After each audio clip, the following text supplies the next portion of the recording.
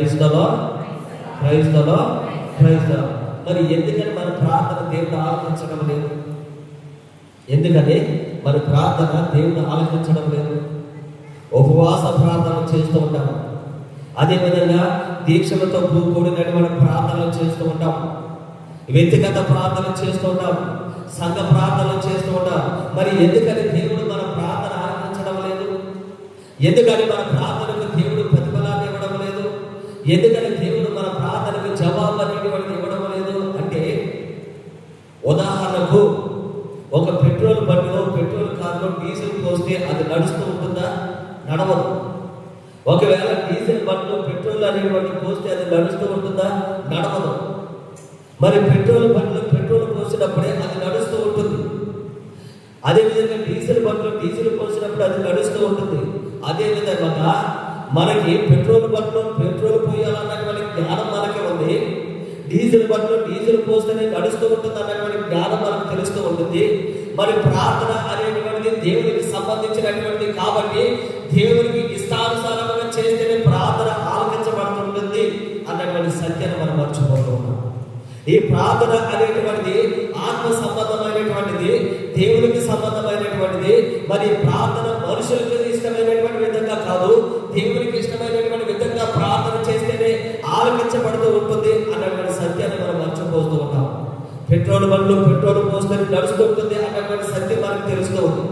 Diesel బండ్లు diesel పోస్తేనే అది వెళుతూ ఉంటుంది అన్నటువంటి సత్యం తెలుస్తుంది. మరి ప్రార్థన అనేటువంటి దేవునికి సంబంధించినటువంటి విషయం కాబట్టి దేవునికి ఇష్టమైనటువంటి రీతిగా మనం ప్రార్థన చేసినప్పుడే దేవుడు ఆలకిస్తాడు అన్నటువంటి సత్యాన్ని మనము మర్చిపోతూ ఉన్నాం. ఇద్దరు వ్యక్తులు దేవుని దగ్గర ప్రార్థన చేస్తూ ఉన్నారు. ఇద్దరు వ్యక్తులు దేవుని దగ్గర ప్రార్థన చేస్తూ ఉన్నారు.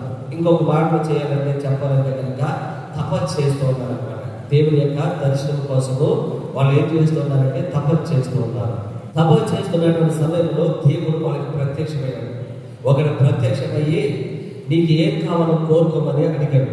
అప్పుడు అతని వ్యక్తి అడుగుతున్నాడు అన్నమాట, నేను ఏది అడిగిన ఇస్తాను కదా, ఇస్తాను. నేను అడిగిన తర్వాత నువ్వు నా పక్కనే తపస్సు చేస్తున్నటువంటి వాడి దగ్గరికి నీకు వెళ్తావు కదా, నువ్వు వెళ్తాను. వాడు అడిగింది కూడా నీకు ఇస్తావు కదా, నువ్వు ఇస్తాను అన్నాడు. అయితే వాడు ఏదైతే అడుగుతూ ఉన్నాడో దానికి 2 అంతలు నాకు కావాలి, 2 అంతలు నాకు కావాలి. నువ్వు వాడి దగ్గరికి కూడా వెళ్తావు కాబట్టి, వాడి ప్రార్థన కూడా ఆచరిస్తావు కాబట్టి, వాడు అడిగిన దానికి కూడా నువ్వు ఇస్తావు కాబట్టి, వాడు ఏదైతే అడుగుతున్నాడో ఆ దారి నాకు 2 అంతలు కావాలి అన్నాడు. సరే, దేవుడు పక్కవాడి దగ్గరికి వెళ్ళి అడిగాడు, నీకేం కావాలని అడిగాడు. అయితే నాకంటే ముందు పక్కవాడి దగ్గరికి వెళ్ళొచ్చావు కదా, వెళ్ళొచ్చాను. వాడేం కోరుకున్నాడు అని అడిగాడు. వాడేం కోరుకున్నాడంటే నీకు ఇచ్చేటువంటి దానిలో 2 అంతలు వాడికి కావాలని కోరుకున్నాడు అన్నాడు. 2 అంతలు కావాలని కోరుకున్నాడు. సరే, మరి ఏం కోరుకున్నాడు అని అడిగినప్పుడు నాకున్నటువంటి ఈ ఒక కన్నుని ఇది తీసేయాలి, నాకున్నటువంటి ఒక కన్నుని తీసేయాలి. ఇప్పుడు ఆ 2 అంతలు వాడికి ఇవ్వాలి కాబట్టి ఏం పోతుంటే 2 కళ్ళు కూడా వాడికి పోతాయి అనుకున్నాడు. ఈ విధముగా మనిషి యొక్క ప్రార్థన అనేటువంటి ఉంటుంది, మనిషి యొక్క ప్రార్థన అనేటువంటి. కాబట్టి మన ప్రార్థన మనకి ఇష్టం వచ్చినటువంటి రీతిగా మనం చేస్తున్నామే తప్ప దేవుడికి ఇష్టం వచ్చినటువంటి రీతిగా మనం ప్రార్థన చేయడం లేదు. కాబట్టి దేవుడు మన ప్రార్థన అనేటువంటి ఆలోచించడం లేదు. ఈ రోజు సుశేష పట్టణంలో ఉన్నటువంటి వితంతువు దేవుడికి ఇష్టమైనటువంటి రీతిగా ప్రార్థన చేసింది, ఓర్పు కలిగినటువంటి ప్రార్థన చేసింది, సహనం కలిగినటువంటి ప్రార్థన చేసింది. తాను పొందుకునేంత వరకు కూడా ఆ న్యాయాధిపతి దగ్గరికి పదే వెళ్ళి అతనికి విసుగు కలిగించి అతని ద్వారా న్యాయం చేకూర్చేంత వరకు కూడా ఆమె ప్రార్థన చేసుకోవాలి అన్నమాట. ఈ విధముగా మన ప్రార్థన ఉండాలి. ఒక చిన్న పిల్ల అన్నమాట పార్కులో జారుడు బల ఉంటే ఆ జారుడు బల మీదకి ఎక్కి దాని మీద నుంచి జారడానికి ప్రయత్నం చేస్తుంది. అయితే ఈ జారుడు బల మీదకి ఎక్కాలని వెనకాల నుంచి నిచ్చుల మీద నుంచి ఎక్కాలి ప్రయత్నం చేస్తుంది. ఈ మొదటి మెట్టు ఎక్కలేక ఎక్కుతుంది అన్నమాట. ఈ మొదటి మెట్టు ఎక్కలేక ఎక్కుతుంది. అయితే ఎక్కేటువంటి ప్రయత్నంలో ఒకసారి కింద పడిపోయింది. పడిపోయిన తర్వాత ఎవరైనా నన్ను చూస్తున్నారని చుట్టూరు చూసిన తర్వాత తనకు అంటినటువంటి మట్టిని దొరుకుని మరలా ఎక్కుతుంది. మరలా ప్రయత్నం చేస్తున్నప్పుడు మరలా పడిపోయింది. మరలా నన్ను ఎవరైనా చూస్తున్నారని చూసింది, చుట్టూరు కూడా చూసింది, బట్టల కంటినటువంటి మట్టిని దొరుకుతుంది, మరలా ప్రయత్నం చేస్తూ ఉంది. మరలా పడిపోయింది. ఇలా 7 సార్లు పడిపోయిన తర్వాత మొట్టమొదటి మెట్టు ఏం చేస్తుందంటే ఎక్కుతుందన్నమాట. మొట్టమొదటి మెట్టు ఎక్కుతుందన్నమాట. ఆ విధంగా ఎక్కిన తర్వాత ఒక్కొక్కటి ఎక్కుకుంటూ ఆ అనుకున్నటువంటి విధంగా జారుడు మన మీదకి ఎక్కి ఆ పక్కకి జారుతుంది. జారిన తర్వాత ఆమె సంతోషించినటువంటి సంతోషము అంతా ఇంత కాదు. ఆమె పడినటువంటి ఆ ప్రయత్నం అంతా కూడా మర్చిపోయింది. కానీ ఏమైనా సరే పడినా సరే లేకాలి, లేచి మరలా నేను ఎక్కాలి, ఆ జారుడు వల్ల మీద నుంచి నేను జారాలి. ఇదే ఆమె ముందున్నటువంటి లక్ష్యం. కాబట్టి ఆ విధంగా ఆమె ప్రయత్నం చేసింది, అదే విధంగా ప్రతిఫలాన్ని చూసింది. ప్రార్థనలో కూడా ఇదే తరహా మనలో ఉండాలి. ప్రార్థన అనేటువంటి యుద్ధంలాగా చేస్తూ ఉండాలి. యాకోబు కూడా దేవుడితో ఈ రీతిగానే పెరుగులాడాడు. నీవు నన్ను ఆశీర్వదిస్తేనే నేను విడిచిపెడుతూ ఉంటాను. దేవుడు చేసేది లేక ఆయన తుమ్మి తొలగించినప్పటికీ కూడా ఆయన ఎడవపోయేసరికి ఏం చేస్తుందంటే, ఇదిగో యాకోబుని ఏం చేస్తూ ఉన్నాడు, ఆయన ఆశీర్వదించి విడిచిపెడుతూ ఉన్నాడు. ఆశీర్వదించినప్పుడు ఆయన విడిచిపెడుతున్నాడు. కాబట్టి ప్రార్థనలో ఈ విధమైనటువంటి పట్టుదల ఉండాలి. అదే విధంగా ప్రార్థనలో ఓర్పు సహనం అనేటువంటిది ఉండాలి. మనకి వీడియో చూసేటప్పుడు, యూట్యూబ్లో వీడియో చూస్తున్నప్పుడు ఈ బఫరింగ్ వచ్చిందనుకో, ఒక్క నిమిషం మనం ఉండలేము. ఒక్క నిమిషం కొన్ని సెకండ్లే ఈ బఫరింగ్ అనేటువంటి వస్తే కనుక ఉండలేదు. ఏం చేస్తే నెమ్మదిగా ఇంకొక దానికి లాగుతూ ఉంటాం అన్నమాట. మనుషులు ఈ ఓర్పు సహనం అనేటువంటి నశిస్తూ ఉన్నాయి. కాబట్టి ప్రార్థన జీవితంలో ఖచ్చితంగా ఈ ఓర్పు సహనం అనేటువంటి ఖచ్చితంగా ఉండాలి. మరి ప్రార్థన అంటే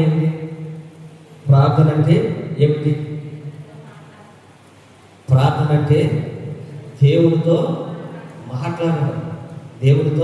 మాట్లాడడం, మన కష్టాల గురించి దేవుడికి తెలియపరచడం, మనకున్నటువంటి బాధల గురించి దేవుడికి తెలియపరచడం, మనకున్నటువంటి అవసరతల గురించి దేవుడికి తెలియపరచడం, మనకున్నటువంటి ఇబ్బందుల గురించి దేవుడికి తెలియపరచడం, దేవుడితో కొంతసేపు ముచ్చటించడమే